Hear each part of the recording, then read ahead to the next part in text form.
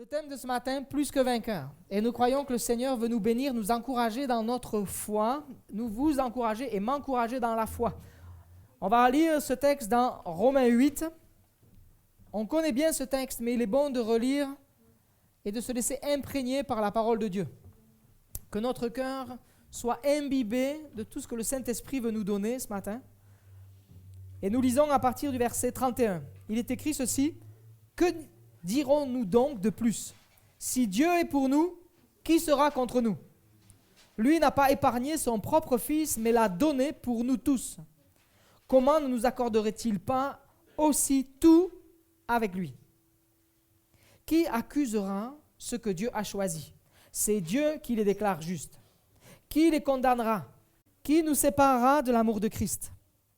Serait-ce la détresse, l'angoisse, la persécution, la faim, le dénuement, le danger ou l'épée? De fait, il est écrit, c'est à cause de toi qu'on nous met à mort à longueur de journée, qu'on nous considère comme des brebis destinées à la boucherie. Au contraire, dans tout cela, nous sommes plus que vainqueurs grâce à celui qui nous a aimés. En effet, j'ai l'assurance que ni la mort, ni la vie, ni les anges, ni les dominations, ni le présent, ni l'avenir, ni les puissances, ni la hauteur, ni la profondeur, ni aucune autre créature ne pourra nous séparer de l'amour de Dieu manifesté en Jésus-Christ, notre Seigneur. Amen. Amen. Déclaration de foi, une parole qui nous encourage, parole qui nous donne la force, parole que le Saint-Esprit veut que l'on prenne pour nous ce matin. Amen. On partageait avec Myriam, mais trop souvent on imagine que Jésus est loin de nous. Jésus est inaccessible. Que Dieu, simplement de temps en temps, descend sur la terre pour visiter son peuple et voir si tout va bien. Mais Dieu est avec nous tous les jours. Et Jésus est avec nous jusqu'à la fin du monde tous les jours. C'est ce qu'il a dit, je serai avec vous tous les jours jusqu'à la fin du monde. Quelque part, côte à côte. Même plus que ça, en nous. Amen. Il fait demeure en nous par son esprit. Donc partout où tu es, Jésus est avec toi. Amen. Partout où tu vas, Jésus est avec toi. Que ce soit dans des moments de joie, des moments faciles, des moments de bonheur, Jésus est avec toi. Mais dans les moments de tristesse, les moments où tu pleures, les moments où tu as atteint dans ton cœur, dans les moments où tu es désemparé, Jésus est là aussi. Amen. Il est là pour te soutenir. Partout. Nous sommes plus que vainqueurs. Amen. Élie, s'il te plaît. Et nous allons regarder à ce verset, à ces quelques mots qui sont là. Au contraire, dans tout cela, nous sommes plus que vainqueurs. Grâce à celui qui nous a aimés. Grâce à celui qui nous a aimés. Qui c'est qui nous a aimés? Dieu nous a aimés. À tel point qu'il a donné son Fils unique pour nous. Il est venu sur la terre. Il a quitté le ciel de gloire. Il est venu sur la terre pour nous. A donné sa vie à la croix du calvaire pour nous. Par amour pour nous. Amen. Il nous a aimés. En effet, j'ai l'assurance que ni la mort, ni la vie, ni les anges, ni les dominations, ni le présent, ni l'avenir, ni les puissances, ni la hauteur, ni la profondeur, ni aucune autre créature ne pourra nous séparer de l'amour de Dieu manifesté en Jésus-Christ. Mais absolument rien de rien ne peut te séparer de la présence de Dieu. Rien. Tout ce que tu peux imaginer, rien ne peut te séparer de l'amour de Dieu. Et 3 points ce matin pour nous. Nous sommes aimés de Dieu, nous sommes plus que vainqueurs en Jésus, et rien ne peut nous séparer de son amour. S'il te plaît. Première, voilà. Nous sommes aimés de Dieu. Nous avons construit nos vies. Ces briques-là représentent un peu la construction jour après jour de nos vies.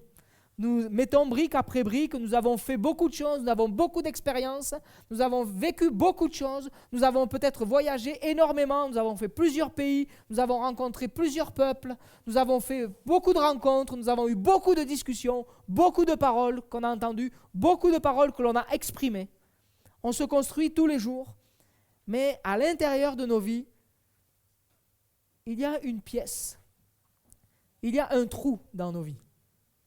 Et on a essayé de plein de manières d'essayer de le combler, ce trou. On a essayé par plein de moyens d'arriver à remplir ça. On dit, mais qu'est-ce que c'est? Et Blaise Pascal va avoir cette phrase. Il va dire, il y a dans le cœur de l'homme un vide en forme de Dieu, que rien de ce qui a été créé ne peut remplir, mais seulement par le Créateur qui s'est fait connaître par Jésus. Il n'y a qu'une personne il n'y a qu'un seul moyen de pouvoir remplir ce vide, c'est venir dans la présence de Jésus. Et en fait, découvrir que nous sommes aimés de Dieu. Nous sommes aimés de Jésus. Oui, la croix de Golgotha est la plus grande preuve d'amour pour les hommes. Dressé il y a 2000 ans, Jésus a donné sa vie à la croix du calvaire pour nous. Et il l'a fait d'une manière volontaire. Il a donné sa vie pour nous. Le beau message de l'Évangile, c'est que Jésus, Fils de Dieu, donne sa vie à la croix du calvaire pour nous sauver, pour remplir ce vide qui est là, ce vide qui est dans ton cœur et la forme qui est là que tu n'as jamais pu combler. Jésus est celui qui s'adapte le plus et c'est celui qui prend la forme de ce vide dans ton cœur. Il est celui qui vient combler le vide qui est dans ton âme. Il n'y a que lui pour le faire. Il n'y en a qu'un, un seul médiateur entre nous et Dieu, Jésus-Christ. Amen. Qui s'est fait homme et qui a donné sa vie à la croix du calvaire. Et il est venu pour te sauver, pour te pardonner, pour te délivrer, pour te guérir, pour te remplir de l'esprit. Il est venu quelque part te rendre vainqueur. Amen. Il vient pour te donner la force de combattre jusqu'au bout. Regardez ce qui est écrit dans Romains 5, verset 6. Il est écrit, en effet, alors que nous étions encore sans force, Christ est mort pour des pécheurs au moment fixé. À peine mourrait-on pour un juste, peut-être accepterait-on de mourir pour quelqu'un de bien. Mais voici comment Dieu prouve son amour envers nous. Alors que nous étions encore des pécheurs, Christ est mort pour nous. Puisque nous sommes maintenant considérés comme justes grâce à son sang, nous serons à bien plus forte raison sauvés par lui de la colère de Dieu. Amen. Il nous a aimés le premier. C'est lui qui a fait le premier pas vers nous. Et Jésus est venu mourir à la croix du Calvaire pour nous réconcilier avec Dieu le Père. Amen. Jésus nous aime. Alors c'est vrai que des fois, on peut se sentir repris dans notre cœur. On peut se sentir repris et mal. Mais Dieu nous aime et il nous reprend par amour. Il nous dit, « Hey, ce que tu es en train de faire, je ne suis pas d'accord. Ce que tu es en train de faire est dangereux pour ta vie.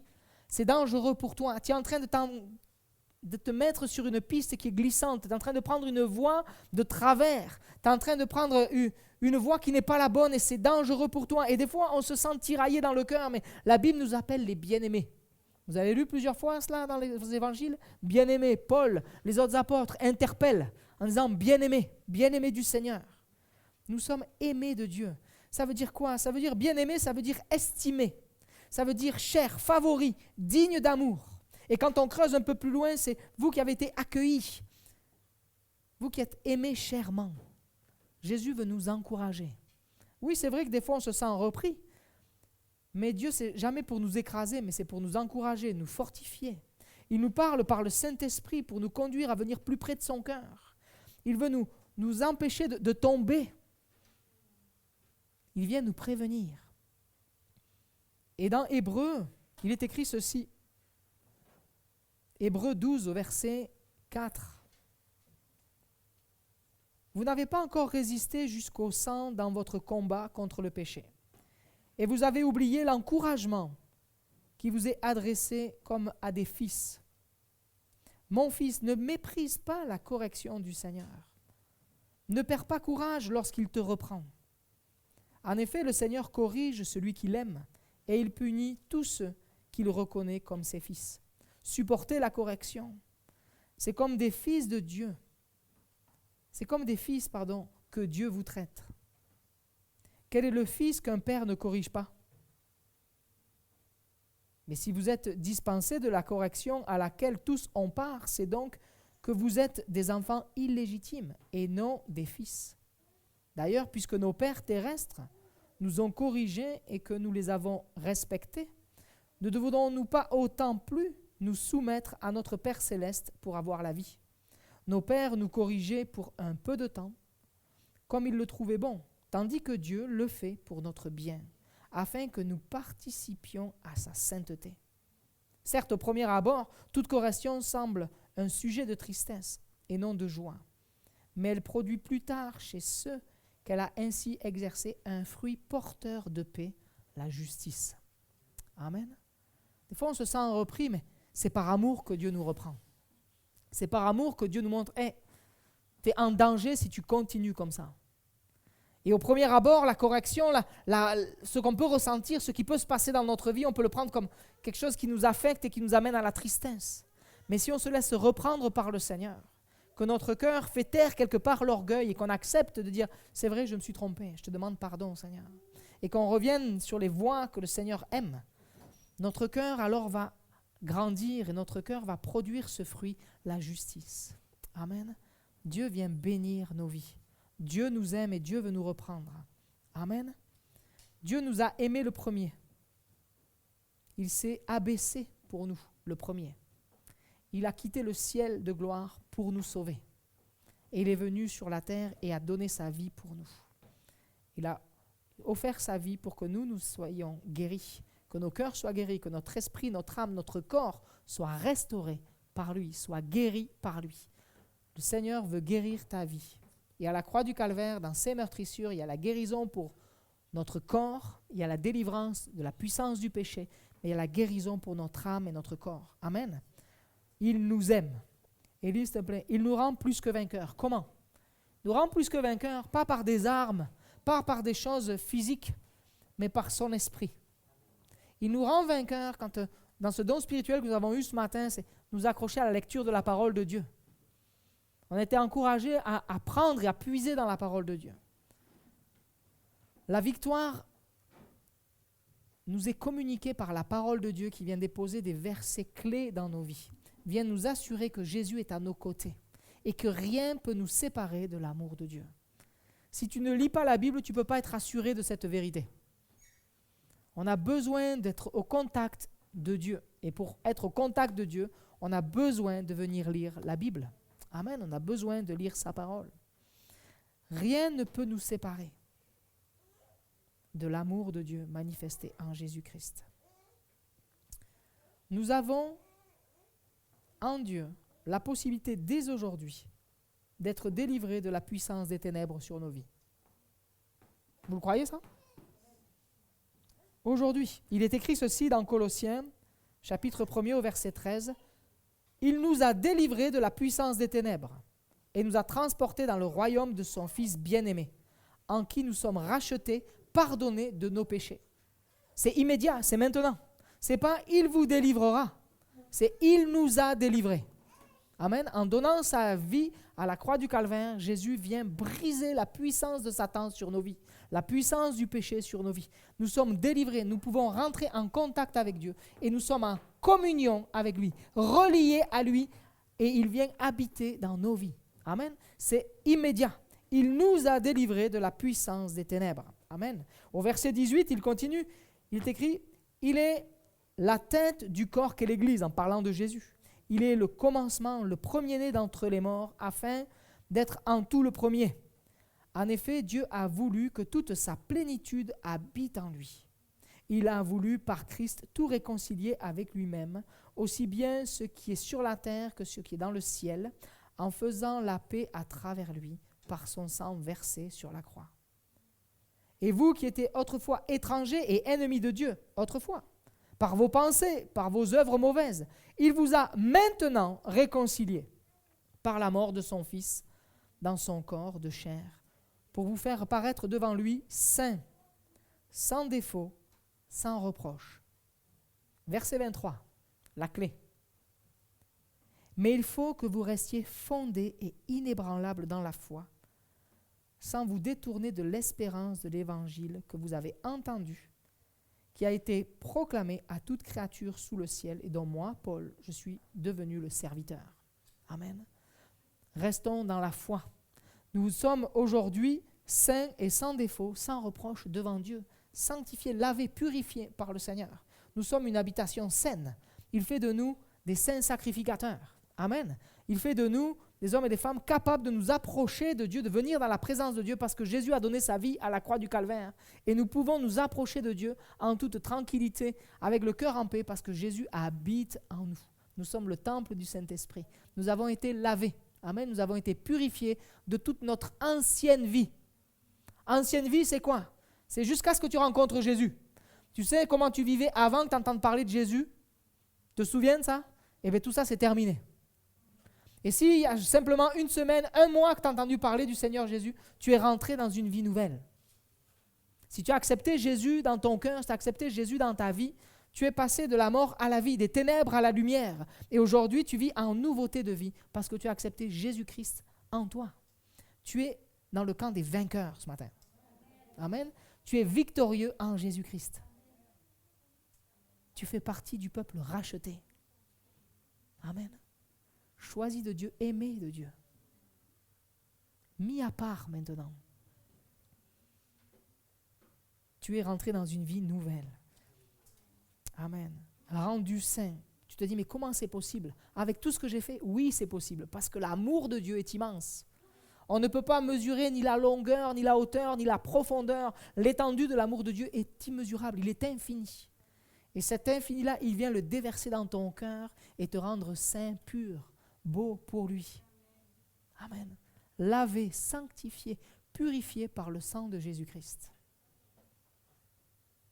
Amen. Et aujourd'hui, tu es victorieux sur le péché. Le péché n'a plus de pouvoir sur ta vie. Regardez ce qui est écrit dans 1 Corinthiens 15, verset 54. La mort a été engloutie dans la victoire. Mort, où est ton aiguillon? Enfer, où est ta victoire? L'aiguillon de la mort, c'est le péché. Et ce qui donne sa puissance au péché, c'est la loi. Mais que Dieu soit remercié, lui qui nous a donné la victoire par notre Seigneur Jésus-Christ. Amen. Ce verset il peut être vu de deux manières. On peut avoir deux lectures. Ça peut parler du retour de Jésus qui va venir et nous allons partir avec Jésus. Nous allons être dans le ciel. Oui, il n'y aura plus de pleurs, plus de cris, plus de lamentations. Nous serons dans la présence de Jésus. Satan va être jeté dans les temps de feu, c'est vrai. Mais aussi, à la croix du Calvaire, Jésus est venu briser le pouvoir de Satan sur nos vies. Amen. Satan nous tenait asservis, nous rendait esclaves de nos mauvaises pensées, de nos mauvais penchants, de tout ce qui venait nous amener à vivre à l'inverse de ce qu'on voulait. Il y a des choses qu'on ne voulait pas faire et on se sentait comme poussé, dominé, obligé, contraint à. Il y avait cet aiguillon du péché qui était là. Vous savez, cet aiguillon, c'est une perche qui est là, métal, qui vient piquer les bœufs pour les amener dans la direction. Et à un moment donné, Satan exerçait ce pouvoir sur nos vies par cet aiguillon du péché, nous amener à aller toujours plus loin, nous enfoncer toujours plus dans le péché. Mais Jésus, en donnant sa vie à la croix du Calvaire, est venu briser cela. Amen. Et le péché, l'aiguillon de la mort est brisé. L'aiguillon du péché est brisé. Et aujourd'hui, nous avons la liberté en Jésus. Nous pouvons dire non au péché. Nous avons autorité en Jésus-Christ parce que nous sommes déclarés ambassadeurs de Jésus. Et nous pouvons dire non au péché, non à ce que nous savons mauvais. Là où peut-être on aimerait, on a une envie, on se dit mais c'est bon, j'ai envie, mais tu sais au fond de ton cœur que c'est pas bon pour toi. Dieu te donne la puissance et l'autorité de dire non, je vais parler correctement à mon épouse, je vais m'entendre avec mes enfants, je vais m'entendre correctement à mon travail, je vais faire comme il faut mon job, je vais avoir une bonne attitude, je vais arrêter de prendre ce qui n'est pas à moi. C'est possible. C'est possible. C'est possible. Tu rentres dans une vie nouvelle avec Jésus et il te donne d'être plus que vainqueur. De plus avoir la soif de posséder ce qui n'est pas à toi.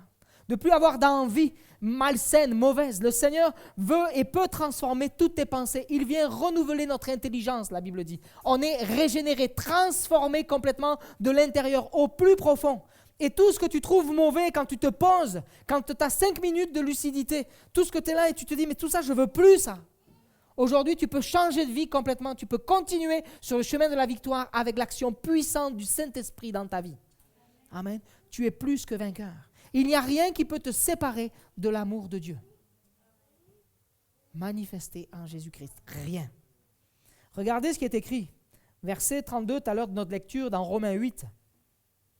Lui qui n'a pas épargné son propre fils, mais l'a donné pour nous tous, comment ne nous accordera-t-il pas aussi tout avec lui? Tout. Tout ce que tu as besoin, Dieu peut te le communiquer. Il n'y a pas une seule chose que Dieu ne peut pas te communiquer. Peu importe quel est ton combat, peu importe quelle est ta lutte, pas dans le sens, peu importe, ça m'est égal. Peu importe la dimension, la puissance que ça peut avoir, rien ne peut te séparer de l'amour de Dieu.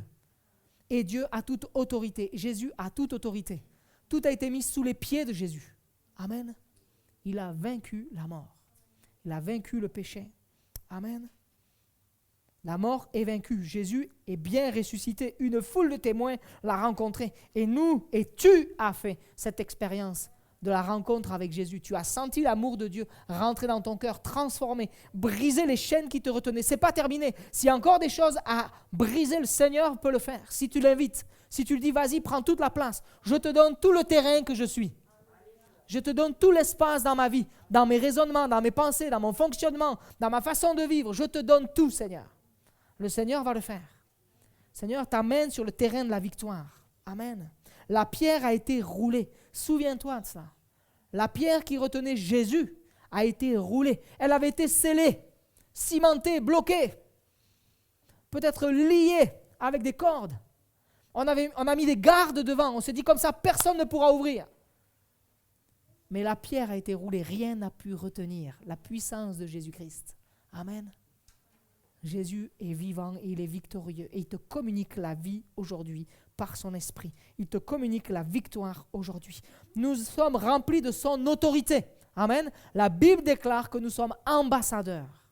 Ça veut dire représentant, délégation de pouvoir sur ta vie par le Saint-Esprit. Il va dire ceci dans Luc 10, au verset 19. « Voici, je vous ai donné le pouvoir de marcher sur les serpents et les scorpions et toute la puissance de l'ennemi, et rien ne pourra vous nuire. » Amen. Rien ne pourra vous nuire. C'est une déclaration de Jésus. Rien ne pourra vous nuire. Mais pour cela, nous avons vu, à nous de rester fondés dans la parole de Dieu. Je m'expose au danger quand je sors de la présence de Dieu. Et là, je ne suis plus sous son autorité. Je ne suis plus sous son mandat. Mais tant que je reste sous l'autorité de Jésus, que je m'applique à vivre comme il veut lui, que je dispose mon âme à marcher avec lui. Par nos propres forces, on ne peut pas. Nous, on fait le choix, on dit, Seigneur, je veux marcher avec toi.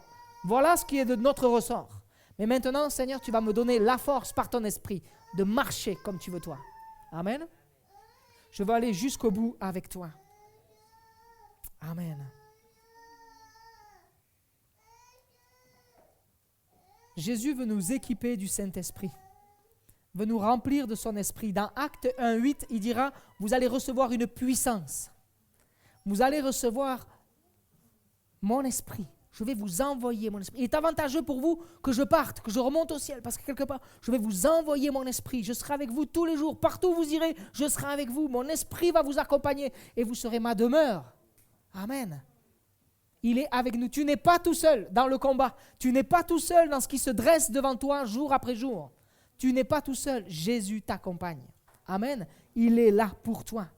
Rien ne pourra vous nuire. Gardons cette parole de la part du Seigneur. Rien ne pourra vous nuire.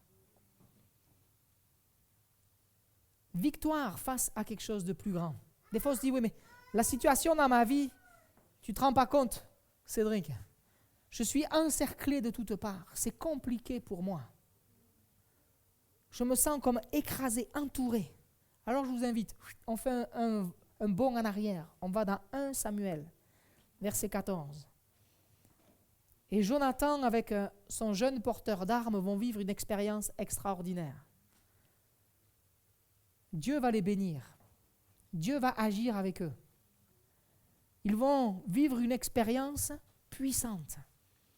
Et aujourd'hui, par l'Esprit de Dieu, tu peux vivre la même chose. On retourne en arrière, on est à l'époque où Israël est en guerre, et il y a du monde qui combat contre Israël. Pour la petite histoire, quand vous lirez, verset 13, 1 Samuel 13, 14, ils sont environ 36 000 hommes contre 600. Ça vous dit un peu les proportions ? 36 000 contre 600, ça fait pas épais. Hein ?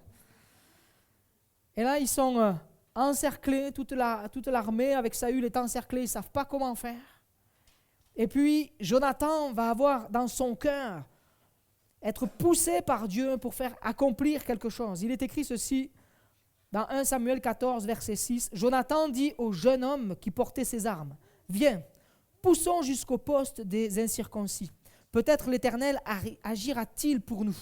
En effet, rien ne peut empêcher l'Éternel de sauver, que ce soit au moyen d'un petit ou d'un grand nombre. » Celui qui portait ses armes lui répondit, « Fais tout ce que tu as dans le cœur. Suis ta pensée. Me voici avec toi, prêt à te suivre. » On va au verset 13. Jonathan monta en s'aidant des mains et de ses pieds, et son porteur d'armes le suivit. Les Philistins tombaient devant Jonathan, et son porteur d'armes donnait la mort derrière lui. Dans ce premier combat, Jonathan et son porteur d'armes tuèrent une vingtaine d'hommes sur un espace limité. C'était sur un pic en hauteur. La terreur gagna le camp, la région et tout le peuple. Le poste et ceux qui semaient la dévastation furent eux aussi terrifiés. La terre se mit de plus à trembler. Cela devint une terreur divine. Et un peu plus loin, il est écrit au verset 21, « Alors les Philistins tournèrent l'épée les uns contre les autres dans un très grand trouble. Il y avait des Hébreux parmi les Philistins, comme c'était le cas depuis longtemps. Ils étaient montés avec eux dans le camp, où ils se trouvaient dispersés, ils se joignirent aux Israélites qui étaient avec Saül et Jonathan.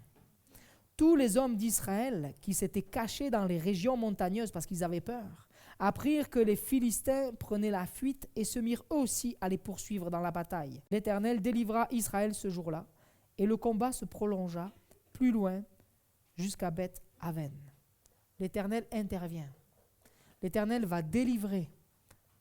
Alors qu'ils sont que 600, Dieu va accomplir la victoire. Et tout ça comment? Par 2 hommes qui vont faire ce que le Seigneur a mis sur leur cœur. Ils vont aller avec la force qu'ils ont. Ils vont aller avec la foi qu'ils ont. Ils vont aller sur un pic escarpé. Ils vont se battre là. Dieu va donner la victoire. Et ça va semer le trouble. Les Philistins vont se dire, mais qu'est-ce qui se passe? Et tout va être bouleversé. Il va y avoir un changement de situation. Et Dieu va donner la victoire. Des fois, on se sent inférieur en nombre. On se croit rassuré quand on est nombreux. Mais même toi, tout seul, accompagné de Jésus, tu es victorieux face à une foule innombrable d'ennemis. Le Seigneur te donne la victoire. Peut-être qu'il y a des cauchemars que tu fais la nuit. Peut-être qu'il y a des choses que tu vis dans le secret la nuit. Il y a des choses qui viennent te troubler la nuit. Il y a peut-être dans ta maison, quand il n'y a plus personne, quand même les enfants sont partis, tu es là et tu te sens comme oppressé, attaqué. Mais Dieu te donne la victoire en Jésus-Christ. Tu as l'impression d'être encerclé par une foule d'ennemis. Tu ne sais pas comment faire. Crie à Dieu. Dieu va intervenir. Fais ce qu'il y a sur ton cœur. Aspire, crie au Seigneur Jésus et le Seigneur te donne la victoire en son nom. Amen. Et peut-être aussi, on peut le voir avec l'Église. On peut se dire, mais nous, on n'est pas nombreux face à 20 000 personnes intramuros. Aujourd'hui, l'Église de Moulins. Mais Seigneur Jésus, tu vas donner la victoire. Nous croyons que tu renverses toutes les forteresses.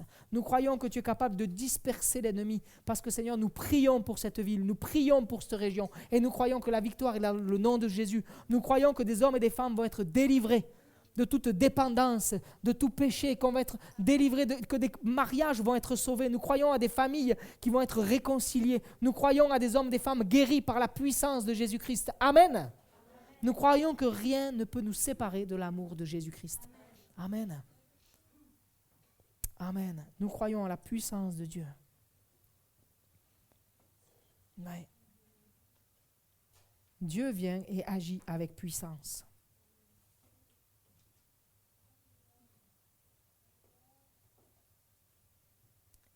Un texte nous dit ceci, Paul va dire ceci, 2 Corinthiens 4, verset 7.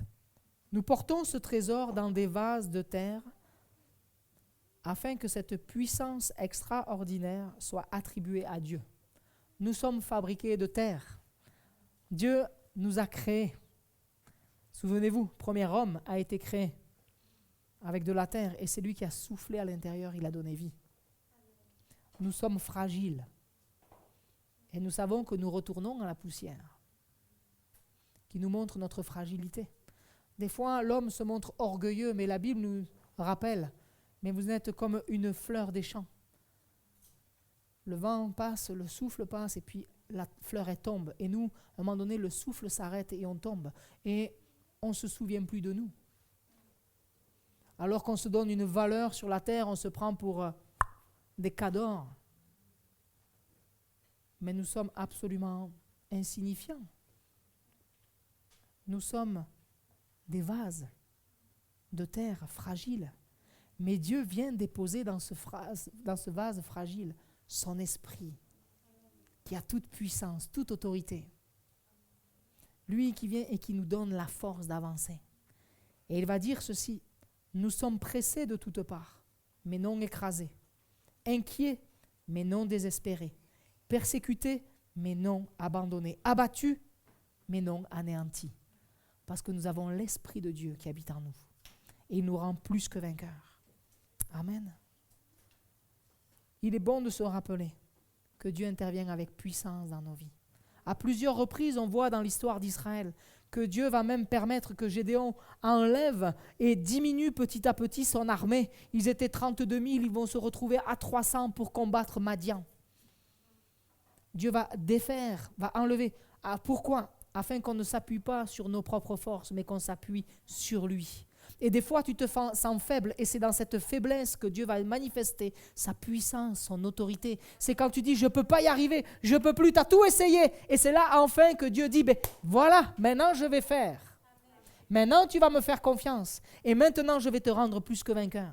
Et ce matin, Dieu veut te rendre plus que vainqueur. Ce matin, Dieu a un message d'espérance pour toi. Il veut te communiquer la foi par le Saint-Esprit et te dire que quand tu vas repartir, tu es plus que vainqueur. Dans ta famille, dans ta situation personnelle, dans ta situation secrète. Dieu veut te dire, je suis avec toi et je t'accorde la victoire par mon esprit. Je te rends plus que vainqueur par le sang de Jésus-Christ. Amen, c'est une promesse. Élie, s'il te plaît, c'est une promesse. Nous sommes inséparables.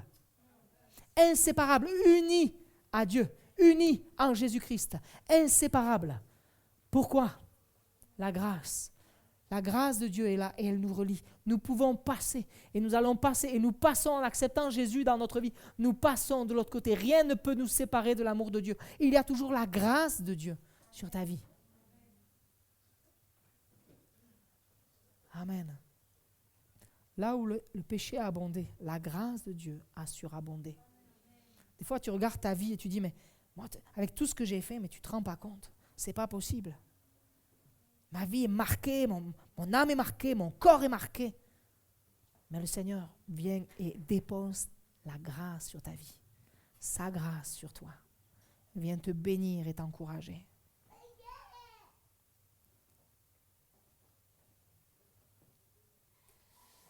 Ce texte, nous avons lu tout à l'heure avec cette promesse. Au contraire, dans tout cela, nous sommes plus que vainqueurs, grâce à celui qui nous a aimés. En effet, j'ai l'assurance, que tu puisses dire toi aussi, j'ai l'assurance, que ni la mort, ni la vie, ni les anges, ni les dominations, ni le présent, ni l'avenir, ni les puissances, ni la hauteur, ni la profondeur, ni aucune autre créature ne pourra nous séparer de l'amour de Dieu manifesté en Jésus-Christ. Puissance, c'est tout ce qui est force, pouvoir, tout ce qui pourrait être même talent de quelqu'un ou un nombre qui viendrait contre moi, une armée qui se dresserait contre moi. Rien ne peut te séparer de l'amour de Dieu. Rien de ce qui peut se dresser même par surprise contre toi ne peut te séparer de l'amour de Dieu. Dieu est avec toi, il habite en toi. Une victoire quelque part éternelle. Jésus va dire ceci, « Mes brebis écoutent ma voix. Je les connais et elles me suivent. Je leur donne la vie éternelle. Elles ne périront jamais et personne ne pourra les arracher à ma main. » Personne. Aucune circonstance, rien. Amen. Un dernier point, courtement. Des fois, on se dit, oui, c'est OK, mais ce message, c'est pour quelqu'un qui découvre la foi pour la première fois. Mais je veux te dire non.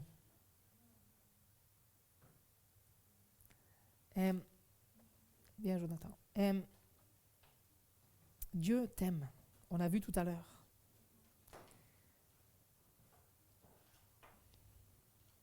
Et quelquefois, nous avons, commis des fautes. Nous sommes rentrés sur un terrain qui était glissant pour nos vies, mais nous nous sommes entêtés. Et il arrive un moment où on réalise que oui, on s'est trompé. Oui, je me retrouve et j'ai péché contre toi, Seigneur. Mais le Seigneur veut te donner la victoire. Dieu regarde à ton cœur, voit les sentiments de ton cœur, examine ton cœur, discerne de loin toutes tes pensées. Il sait ce qui t'anime. Et Dieu ne ferme jamais la porte à qui que ce soit. Il entend tout et il attend que ton cœur revienne à lui. Dieu est patient. Dieu, dans son amour, il attend que le cœur qui s'est gonflé gros comme ça d'orgueil puisse réaliser que sans Christ, on est perdu. Dieu fait preuve de patience envers nous. Il veut qu'aucun ne périsse, mais que tous parviennent à la vie éternelle. Dieu veut bénir ton âme. Et pour cela, tu es appelé à toi confesser ta faute, confesser ton péché au Seigneur. Dans 1 Jean Il est écrit ceci, chapitre 1er, verset 9. Si nous reconnaissons nos péchés, il est fidèle et juste pour nous les pardonner et pour nous purifier de tout mal. Possible d'être pardonné. La Bible déclare ceci. En effet, 7 fois le juste tombe, mais il se relève. On peut tomber en étant juste, et on est tombé. Mais le Seigneur vient nous relever, parce que sa grâce est là. Son amour est là. Et là où le péché a abondé, la grâce surabonde. Toujours avec une dose supplémentaire d'amour. Élise, s'il te plaît. Plusieurs reprises, il y a plusieurs exemples. Dans la parole de Dieu, on voit Aaron et Myriam qui vont être à un moment donné animés par l'orgueil et commencer à avoir des propos contre Moïse. Et puis, Dieu va frapper Myriam de lèpre parce qu'elle a eu des mauvaises paroles, mauvais comportements, mauvaise attitude. Et Aaron va crier à Moïse, il dit, vas-y, mais prie Dieu pour qu'elle soit guérie. Et Moïse va prier et elle va être guérie. On voit l'amour de Dieu. Moïse qui, lui, a été un homme impulsif qui va aller même jusqu'à tuer un homme, sera pardonné par Dieu et va vivre une transformation par Dieu. Il va être ce leader, ce responsable qui va conduire le peuple à travers tout le désert. Il va être un homme de Dieu remarquable. Et la Bible nous dira, nous enseignera qu'il est devenu l'homme le plus patient de la terre. Paul, qui a été un homme violent et extrémiste, va recevoir la révélation de Jésus, va se repentir, va demander pardon et va vivre une transformation profonde dans sa vie et va devenir un apôtre, va devenir un vainqueur pour Jésus. Pierre, qui a renié Jésus, va demander pardon et va être amené à être un vainqueur, à être rempli d'assurance et à prêcher à des foules entières, à mener une multitude d'hommes, de femmes à changer de vie, à accepter Jésus-Christ comme Seigneur et Sauveur. Il va devenir un vainqueur pour Jésus.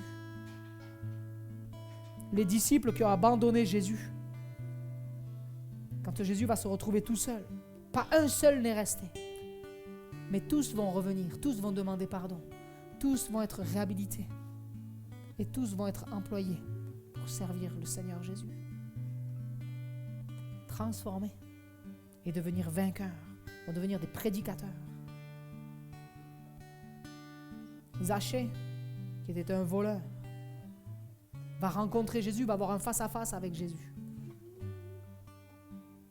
Et il va y avoir le pardon qui va s'exercer sur sa vie. Il va reconnaître son péché, va rendre ce qu'il avait volé, voire 4 fois plus. Et il va devenir un vainqueur pour Jésus. Et certainement un gagneur d'âme. Par son témoignage. Ce matin, je voudrais te communiquer de la part de Dieu que toi aussi, tu es appelé à être un plus que vainqueur par l'Esprit de Dieu. Si tu acceptes que Jésus façonne ta vie, transforme ta vie, si tu lui fais confiance, que tu lui amènes tout. Peut-être que tu es en combat sur un domaine, ou 2, ou 3, ou 4, ou 5. Tu viens tout juste de rencontrer Jésus et tu sens qu'il y a un chantier devant toi. Mais Dieu va prendre chaque étape avec toi et va t'accompagner sur chaque domaine de ta vie et va régler un à un les problèmes par la puissance de son esprit. Tu es chrétien depuis des années et tu sens qu'il y a un combat encore, il y a quelque chose qui est là. Mais Dieu veut t'amener dans la victoire, à ne plus vivre dans le passé, mais à vivre aujourd'hui, dans le quotidien que Jésus te propose. Dans ce que lui dispose devant toi, dans le plan qu'il a prévu pour toi. Ne plus vivre en disant, mais avant c'était comme ci, là c'était comme ça. Oui, mais non, mais aujourd'hui ta vie elle est comme elle est. Et par la grâce de Dieu, tu es ce que tu es. Et Dieu va t'accompagner aujourd'hui et va te donner la victoire. Amen. Il n'y a pas un seul domaine où Dieu ne peut pas agir. Il veut te bénir maintenant. Tu es peut-être malade ce matin et Dieu veut te guérir dans ta vie. Tu as découvert cette semaine, tu as eu un diagnostic du médecin cette semaine et tu as une maladie, tu sais ce que tu es malade. Dieu peut poser sa main sur toi et te guérir. Ta famille, ton couple, dans ton travail, il y a besoin d'un changement. Dieu veut bénir ta vie et t'amener à être vainqueur. J'ai envie de t'encourager. Suite à ce message, je crois que le Saint-Esprit travaille ton âme et il y a quelque chose qui monte dans ton cœur. Et comme va le dire ce porteur d'armes à Jonathan, je veux te dire, fais tout ce que tu as dans le cœur. Suis ta pensée. Suis la pensée que Christ est en train de déposer dans ton cœur. Il t'amène à une démarche de foi, il t'amène à un pas de foi ce matin. Et moi je t'invite maintenant à faire ce pas de foi et à monter, comme l'a fait David avec son porteur d'armes. Monte. Monte avec ce cœur rempli du Saint-Esprit, avec ce cœur animé de la victoire de Jésus. Et ce matin, il y a la victoire pour toi. Et d'une manière spirituelle, je t'invite à te lever à ta place. Si tu es touché dans ton cœur et tu dis, moi je sais que tu m'amènes ce matin, Seigneur, à être plus que vainqueur dans ce domaine. Alors je me lève pour être vainqueur en toi. Je me lève et je prends la victoire que tu as pour moi. Ce matin, je me lève d'une manière spirituelle. Je me positionne et je monte avec ce que tu mets dans mon cœur, avec la pensée que tu es en train d'animer dans mon âme. Tu m'amènes à vivre cette victoire. Et si tu es touché ce matin par ce message, si ça parle à ton âme, je t'invite à te lever maintenant et à dire, Seigneur, moi je prends position pour toi. Je me lève devant toi et je sais que tu me rends plus que vainqueur maintenant. Seigneur Jésus, par toi, par ton esprit. Seigneur, tu vois tous ceux qui se lèvent maintenant. Seigneur, tu vois ce qui se passe dans le cœur. Tu vois les combats, les luttes, peut-être les difficultés qui sont là. Mais tu vois tous ceux qui se lèvent par la foi maintenant, en réalisant que tu nous rends plus que vainqueurs, que rien ne peut nous séparer de ton amour et qu'en toi, il y a la victoire. Merci parce que ce matin, tu communiques la vie, tu communiques la victoire. Tu amènes à remporter cette victoire ce matin. Merci pour la bonté, merci pour ta grâce, merci pour la vie que tu déposes dans l'âme maintenant. Merci pour l'action puissante du Saint-Esprit. À toi soit toute la gloire, Seigneur. Amen. Amen. Amen. Amen. Alléluia. Amen. Amen. Amen. Oh, confessez au Seigneur cette victoire. Vous lui dites, je monte par la foi ce matin. Je monte par la foi, Seigneur, et je prends la victoire que tu as pour moi. Dis-lui au Seigneur, ouvre ton cœur en grand, ouvre ton âme au Saint-Esprit et dis-lui, moi je me laisse imbiber de toi, je me laisse remplir de toi. Et c'est par ton esprit, aujourd'hui, je sais que tu me rends vainqueur sur telle situation. Tu nommes la situation et tu dis, je suis vainqueur face à ça. Tu me rends plus que vainqueur par ton esprit. C'est toi qui œuvres dans ma vie maintenant. Saint-Esprit, alléluia. Amen. Alléluia. Amen. Saisis par la foi, confesse. Fais tout ce qu'il y a sur ton cœur. Va jusqu'au bout comme l'a fait Jonathan. Va jusqu'au bout. Saisis par la foi. Tu es enfant de Dieu. Tu es aimé de Dieu. Et Dieu vient combler le vide qu'il y a dans ton âme par son esprit maintenant. Sois béni. Au nom de Jésus. Amen. Amen. Oui, vois mes bras tendus vers toi. Viens me transformer, viens tout diriger. Prends la place qui te